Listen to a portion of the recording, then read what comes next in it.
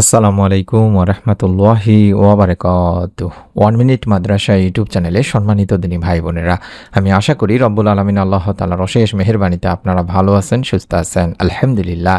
আজ আরাফার দিনে বা রাতে এই ছোট্ট দরুদ শরীফটি মাত্র 11 বার দেখে দেখে হলেও পড়বেন। আমি স্ক্রিনের মধ্যে লিখে দেব বাংলা আরবি দুটি উচ্চারণই, আপনারা দেখে দেখে পড়লেও হবে ইনশাল্লাহ।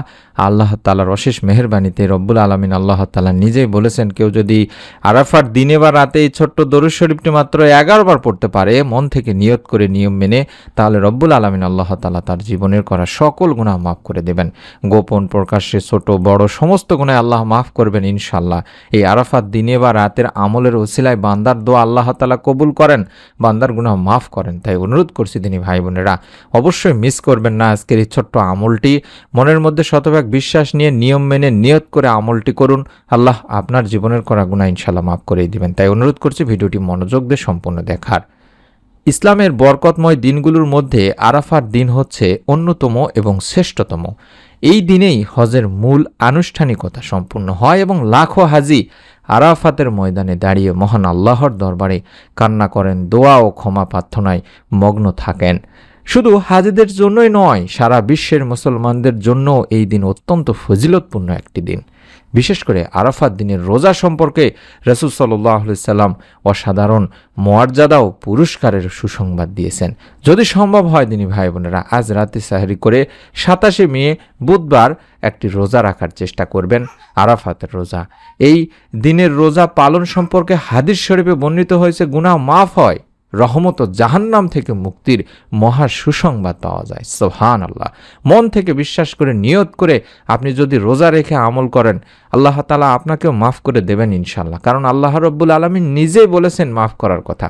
হাদিসেও হযরত আবু কাতাদা রাদিয়াল্লাহু তাআলা আনহু বর্ণনা করেন, আল্লাহ রাসূল সাল্লাল্লাহু আলাইহি সাল্লামকে আরাফাত দিনের রোজা সম্পর্কে জিজ্ঞাসা করা হলে তিনি বলেন, এই রোজা বিগত 1 বছর এবং আগামী 1 বছরের গুনাহের কাফফারা হয়ে যায়।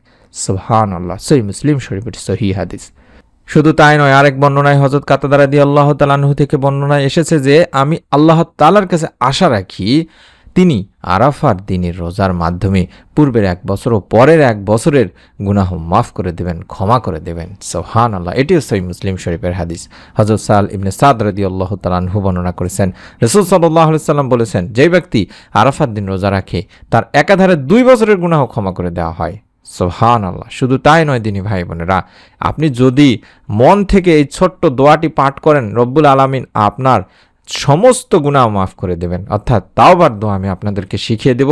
তার আগে মুসলিম শরীফের আরও একটি হাদিসে হযরত আয়েশা রাদিয়াল্লাহু তাআলা আনহা বর্ণনা করেছেন, যেখানে আল্লাহ রাসূল সাল্লাল্লাহু আলাইহি সাল্লাম নিজেই বলেছেন, এমন কোনো দিন নেই যেই দিন আল্লাহ তাআলা আরাফাত দিনের চেয়ে বেশি সংখ্যক বান্দাকে জাহান্নাম থেকে মুক্তি দেন, ক্ষমা করেন। সুবহানাল্লাহ, সুবহানাল্লাহ।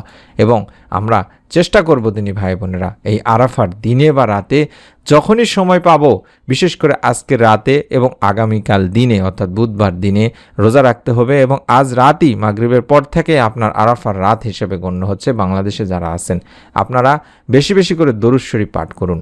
কারণ হযরত ফাজালা ইবনে উবাইদ রাদিয়াল্লাহু তাআলা আনহু বর্ণনা করেন, আল্লাহ রাসূল সাল্লাল্লাহু আলাইহি সাল্লাম এক লোককে নামাজের দোয়া করতে শুনলেন, কিন্তু সে তাতে আল্লাহর প্রশংসাও করলেন না, আল্লাহ রাসূল সাল্লাল্লাহু আলাইহি সাল্লামের উপর দরুদও পড়লেন না। এটা দেখে আল্লাহ রাসূল সাল্লাল্লাহু আলাইহি সাল্লাম তখন বললেন, লোকটি তাড়াহুড়া করলো। অতঃপর তিনি তাকে বা ওই ব্যক্তিকে ডাকলেন এবং অন্য কাউকে বা তাকেই বললেন যে, যখন তোমাদের কেউ নামাজ পড়বে অর্থাৎ নামাজের দোয়া করবে, তখন সে যেন প্রথমেই তার মহান প্রভুর প্রশংসা ও গুণগান করে, অতঃপর নবী করিম সাল্লাল্লাহু আলাইহি সাল্লামের উপর দরুদ পেশ করে, তারপরে যা ইচ্ছা সে দোয়া করে। এটি আবু দাউদ তিরমিজি শরীফের একটি হাদিস। তাহলে বুঝতে পারলাম যে দরুদবিহীন দোয়া আল্লাহ তাআলার কাছে পৌঁছায় না। তাই দোয়ার সময় অবশ্যই আল্লাহর প্রশংসার পাশাপাশি আল্লাহ রাসূল সাল্লাল্লাহু আলাইহি সাল্লামের প্রতি দরুদ পড়তে হবে দিনী ভাই বোনেরা। হাদিসে এভাবে বলা হয়েছে, হযরত উমর বিন খাত্তাব রাদিয়াল্লাহু তাআলা আনহু বলেন, নিশ্চয় বান্দার দোয়া মুনাজাত আসমান ও জমিনের মাঝখানে ঝোলানো থাকে, তার কোনো কিছুই আল্লাহ পাকের নিকট পৌঁছে না যতক্ষণ না বান্দা তোমার নবীর প্রতি দরুদ পাঠ করবে। তিরমিজি শরীফের একটি হাদিস। তাহলে আমরা বুঝতে পারলাম দিনী ভাই বোনেরা, আমাদের প্রথম কাজ হলো দরুদের বেশি বেশি করে আমল করা, যাতে করে আমাদের দোয়াগুলো আল্লাহ তাআলার কাছে কোনো প্রকার বাধা ছাড়াই পৌঁছে যায়। তাছাড়াও দরুদের অনেক ফজিলত আছে, আপনি কম বেশি হয়তোবা সকলেই জানেন। দরুদ পাঠকারীর জন্য স্বয়ং ফেরেশতারা পর্যন্ত দোয়া করে থাকেন। সুবহানাল্লাহ, সুবহানাল্লাহ। অত্যন্ত গুরুত্বপূর্ণ একটি কথা, আমি হাদিসটি দেখায় দিচ্ছি। আমির বিন রাবিয়া রাদিয়াল্লাহু তাআলা আনহু থেকে বর্ণনা করা হাদিসটিতে নবী করিম সাল্লাল্লাহু আলাইহি সাল্লাম বলেছেন, যখন কোনো মুসলিম আমার প্রতি দরুদ পাঠ করে এবং যতক্ষণ সে আমার প্রতি দরুদ পাঠরত থাকে, অর্থাৎ আপনি যতক্ষণ পাঠ করবেন ততক্ষণ ফেরেশতারা আপনার জন্য দোয়া করতে থাকবেন। অতএব আপনি চাইলে বা বান্দা চাইলে দরুদের পরিমাণ কমাতেও পারে, বাড়াতেও পারে। আপনি যদি সারাদিন দরুদ পড়েন, রব্বুল আলামিন আল্লাহ তাআলার হাদিস অনুযায়ী বোঝা যায় ফেরেশতারা আপনার জন্য সারাদিনই দোয়া করতে থাকবেন। এছাড়াও আনাস ইবনে মালিক রাদিয়াল্লাহু তাআলা আনহু থেকে একটি হাদিস আছে, যেখানে আল্লাহ রাসূল সাল্লাল্লাহু আলাইহি সাল্লাম বলেছেন, যে ব্যক্তি আমার উপর একবার দরুদ পাঠ করবে, আল্লাহ তাআলা তার উপর 10 বার রহমত নাজিল করবেন, তার 10টি গুনাহকে মিটিয়ে দেওয়া হবে এবং তার জন্য 10টি মর্যাদা উন্নতি করা হবে।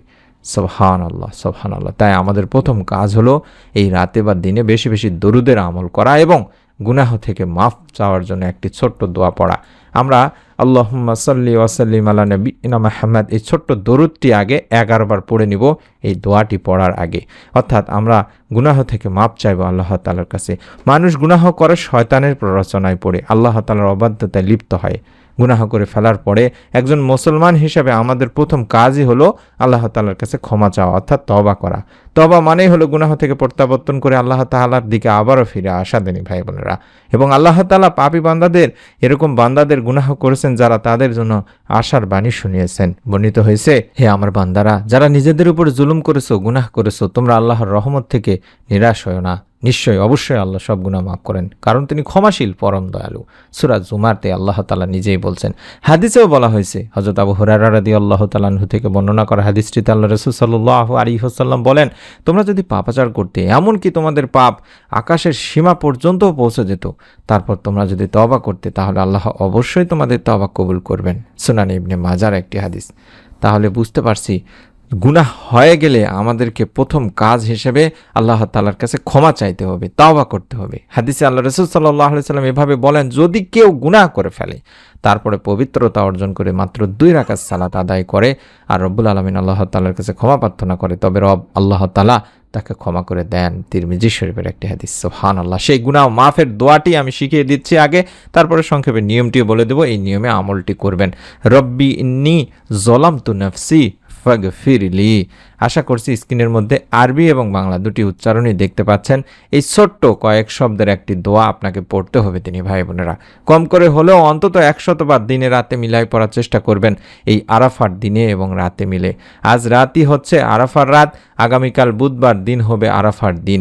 বাংলাদেশে যারা আছেন কিংবা সৌদি আরবের বাহিরের দেশে যারা আছেন তাদের জন্য আমি অনুরোধ করব, রব্বি ইন্নী যালামতু নাফসি ফাগফিরলি। যখনই এই দোয়াটি পড়বেন তখনই আগে দরুদের আমলটি করে নেবেন, কারণ দরুদবিহীন দোয়া আল্লাহ তাআলার কাছে পৌঁছবে না। এটা জেনে শুনে তারপরে আপনারা নিয়ত করে দরুদ পড়ে নেবেন আগে, তারপরে রব্বি ইন্নী যালামতু নাফসি ফাগফিরলি, এভাবে এই ছোট্ট দোয়াটি অন্তত 100 বার পাঠ করবেন।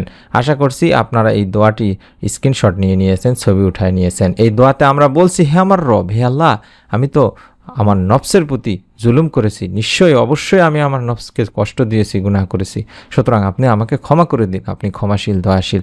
এটি সূরা আল কাসাসের 16 নম্বর আয়াতে এই দোয়াটির কথা রয়েছে, তাওবার দোয়াটির কথা রয়েছে। আমি আশা করছি আমার সম্মানিত দিনী ভাই বোনেরা, যদি সম্ভব হয় আজ রাতে সাহারি করে আগামীকাল বুধবার একটি রোজা রেখে আপনারা দিনে রাতে মিলায় অন্তত দরুদ শরীফ 11 বার পড়ে নিয়ে যে দোয়াটি দেখাচ্ছে, আবারও এই দোয়াটি অন্তত 100 বার পড়ে দুখানা হাত তুলে রব্বুল আলামিনের কাছে বলবেন যে, আল্লাহ, জিলহজ মাসে আরাফাত দিনের আমলের ওসিলায়, দরুদের আমলের ওসিলায় আপনি আমার গুনাহকে মাফ করে দিন। আমার জীবনের যত গোপন প্রকাশ্যে জানা অজানা ইচ্ছায় অনিচ্ছায় যত গুনাহ করেছি সমস্ত গুনাহ মাফ করে দিন। দুনিয়া আখিরাতে শান্তি দান করুন, পরিবারের রিজিক দান করুন, আমার সংসারে শান্তি দান করুন। এভাবে আল্লাহ তাআলার কাছে দোয়া করবেন। রব্বুল আলামিন ইনশাল্লাহ, প্রথমে হাদিস থেকে বলেছি যে এই আরাফাত দিনের রাতের এত পরিমাণ বান্দার গুনাহ মাফ করেন, বান্দার মনের নেক আশা পূরণ করেন, যা অন্য কোনো দিনে বা রাতে করেন না। তাই অনুরোধ করছি, মনের মধ্যে একটা শত শতভাগ বিশ্বাস নিয়ে অন্তত ভিডিওটিতে আমিন লেখে নিয়ত করে কমেন্ট করার মাধ্যমে অন্তত আমিন লেখে নিয়ত করুন এবং আপনার নিকট আত্মীয়স্বজন কাছের মানুষজনের কাছে শেয়ার করে দিয়ে আপনি সওয়াবের অংশীদার হন। এবং পরবর্তী অত্যন্ত গুরুত্বপূর্ণ যে ভিডিওটি তৈরি করছি আরাফাত দিনের দোয়া আমল নিয়ে, সেই দোয়া আমলের ভিডিওটি পাওয়ার জন্য হলো এই সাবস্ক্রাইব লেখা বাটনটিতে একবার চাপ দিন। এই ভিডিওটির নিচেই বাম পাশে এই সাবস্ক্রাইব লেখা বাটনটি সেম টু সেম পেয়ে যাবেন, একবার চাপ দিয়ে রাখুন। আশা করি নতুন ভিডিওটি দেওয়া মাত্রই আপনি আজকের মতো দেখতে পাবেন। আমি আমার সম্মানিত দিনী ভাই বোনদের জন্য দোয়া করি রব্বুল আলামিন যেন আপনাদের সকলকে আমলের ওসিলায়, দরুদের আমলের ওসিলায়, আরাফার দিনের এবং আয়াতের আমলের ওসিলায়, গুনাহ মাফের তাওবার দোয়ার আমলের ওসিলায়, কোরআনুল কারিমের থেকে নেওয়া এই দোয়ার ওসিলায় আপনার জীবনকে বদলে দেন, দুনিয়া আখিরাতে শান্তি দান করেন, আপনার মনের নেক আশা পূরণ করে দেন। আমিন। আসসালামু আলাইকুম ওয়া রাহমাতুল্লাহি ওয়া বারাকাতুহু।